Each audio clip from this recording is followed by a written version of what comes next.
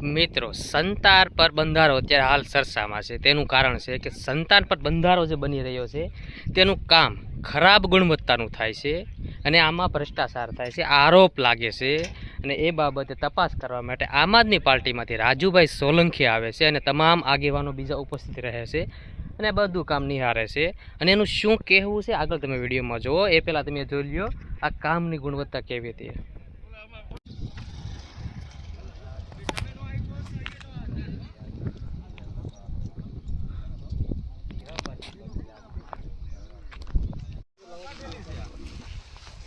રાજુ તો પહેલા આ જેથી વાપરવાના હતા, ઠીક અમે પહેલેથી આ વિરોધ કરી।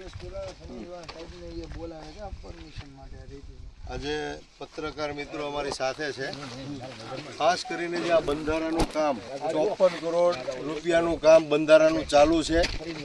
આ બંધારાના કામની અંદર ખૂબ મોટો ભ્રષ્ટાચાર સામે આવી રહ્યો છે, બધી જગ્યાએ ભ્રષ્ટાચાર થઈ રહ્યો છે।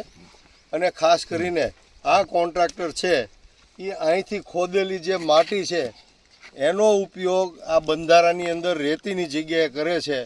તો તમે લોકો વિચારી શકો છો કે કેટલા અંશે નબળી ગુણવત્તાનું આ કામ થઈ રહ્યું છે અને કેટલા અંશે મોટા પાયે આમાં ભ્રષ્ટાચાર થઈ રહ્યો છે। આ માટી જ છે, ઢેફા છે, આનો ઉપયોગ આ લોકો બંધારો જે ડેમ કહેવાય, આ જે ડેમની અંદર બહુ સેન્સિટિવ બાબત છે। આ ડેમ કદાચ ક્યારેય અકસ્માત થાય અને તૂટે તો આગળ સરતાન પર બંદર ગામ છે અને આખું ગામ તણાઈ જાય એવી પૂરેપૂરી શક્યતા છે। બીજા નંબરની અંદર આ અત્યારે જે જગ્યા ઉપર અમે ઊભા છીએ ત્યાં 80 ફૂટ, ગામ લોકોનું કહેવાનું એવું છે એક સર્વે પ્રમાણે 80 ફૂટ ઊંડા જાઓ છતાં ત્યાં પથ્થર નથી, મજબૂત જમીન નથી, માત્ર ને માત્ર આવી માટી અને ચીકણી માટી જ છે।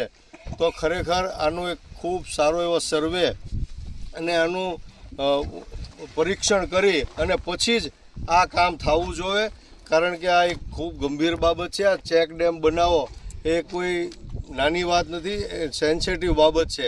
એટલા માટે આ અત્યારે ખૂબ આ ગામ લોકોના જીવના જોખમે આ કામ થઈ રહ્યું છે। તો તાત્કાલિક આ કામ બંધ થાય એવી અમારી માગણી છે।